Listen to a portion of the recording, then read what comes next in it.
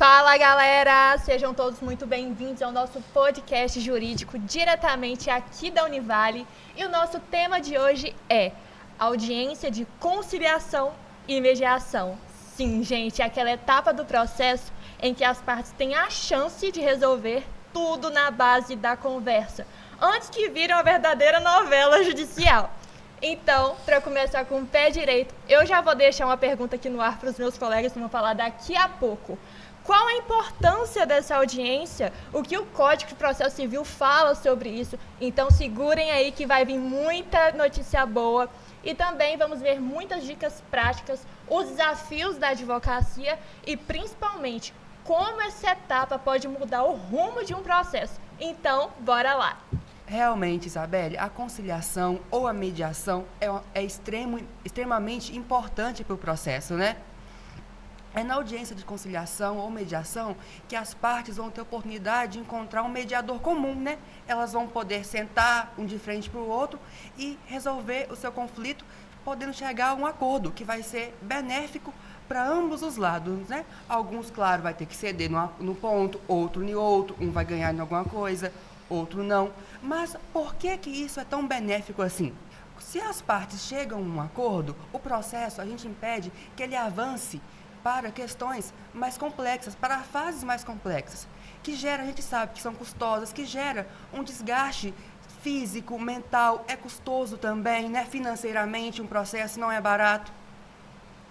Há muitos benefícios também para o Estado, né? A gente sabe que o sistema judiciário está abarrotado de processos, né? Bastante. Que infelizmente às vezes a gente não dá conta, né? As comarcas, os tribunais estão lotados. Outra questão muito importante também, pessoal, é sobre a autonomia que as partes têm. Porque na audiência de conciliação ou mediação é onde as partes vão ter a oportunidade de resolver por si só, elas mesmas, né? Claro, com a ajuda de um conciliador ou de um mediador. Mas elas vão poder resolver o seu conflito. Não vai estar na mão do juiz, não vai ser um terceiro que vai estar resolvendo isso. E a gente percebe também que o sistema judiciário, ele valoriza a conciliação. Um exemplo disso é o nosso Código de Processo Civil, né? O código foi lançado lá em 2015 e quando esse código entrou em vigor, o artigo 334 vai trazer que o juiz, assim que receber a petição inicial, designará a audiência de conciliação, salvo nos casos em que a autocomposição não poderá ser feita ou se as partes assim não quiserem conciliar. Mas para isso tem que ser feito expressamente. Agora, se só uma parte não quiser conciliar, mesmo assim vai ter audiência de conciliação ou mediação. Para que a audiência não ocorra, ambas as partes têm que manifestar por isso. E como que funciona essa audiência de conciliação? E como que funciona essa audiência de conciliação, mediação? Como que é esse procedimento? Geralmente, elas sempre vão ocorrer, né, em salas acolhedoras, neutras, ou nos fóruns, ou nos centros de conciliação, de resolução, conciliação, ou nos centros de conciliação de conflitos. E, primeiramente, vai ter a presença de um conciliador ou de um mediador que vai explicar às partes como que vai ocorrer, quais que são as etapas, vai explicar direitinho. Depois, as partes vão ter oportunidade de colocar os seus pontos, falar, né? Claro, gente, sempre tem que haver o respeito, né? Entre uma parte e outra, né? Cada um respeitando o direito do outro, o momento de falar. Depois, se haver um acordo, esse acordo será homologado por juiz e terá seus efeitos legais. Agora, eu pergunto, qual que é a diferença entre uma audiência de conciliação ou uma audiência de mediação? A audiência de mediação, por exemplo, são para causas mais complexas, né? Onde vai haver vamos dizer assim, um vínculo entre as partes, tá? A exemplo, direito de família, né? Ou direito empresarial. E o mediador, ele não vai atuar diretamente, ativamente, sugerindo às partes aquilo que ela tem que fazer. Ele vai apenas orientar, né? Elas mesmas que vão ter que chegar a um acordo. Agora, na audiência de conciliação, é quando não há um vínculo pré-estabelecido entre as partes. Por exemplo, questões do direito do consumidor. E nesse caso, o conciliador terá a oportunidade, sim, ele vai ter um papel mais ativo, sugerir acordos, como que as partes podem resolver essa questão. Imagine agora algumas situações.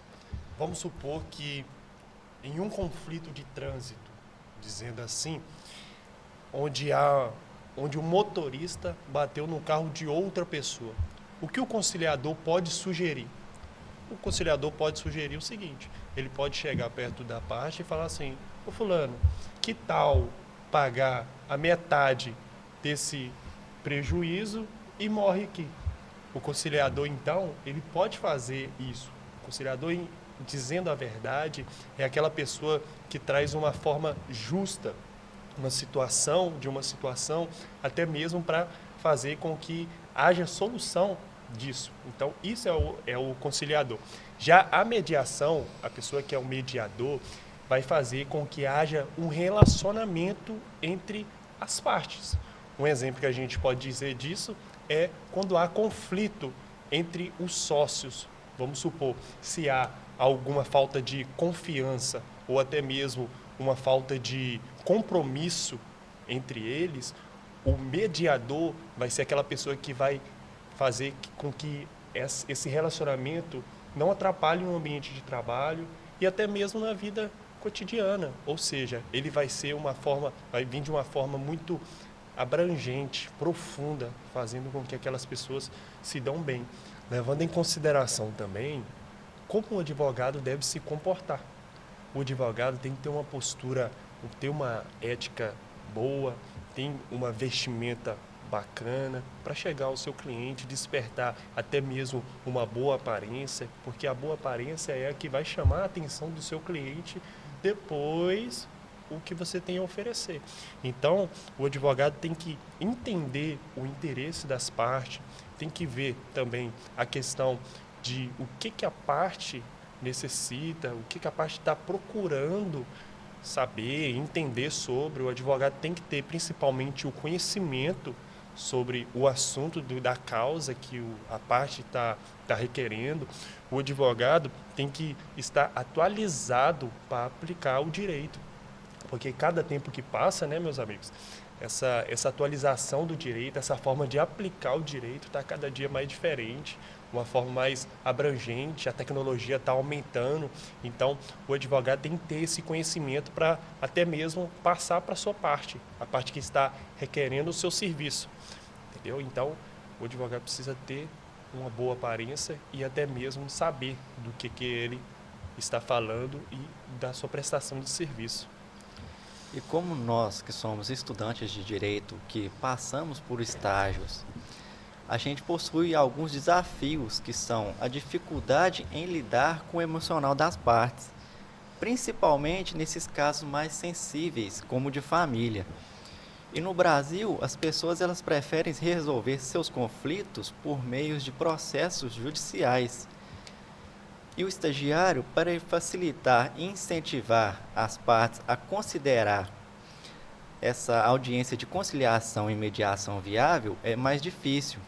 O estagiário pode encontrar algumas dificuldades também em gerenciar as partes para que elas possam compreender o que é possível alcançar utilizando esse método.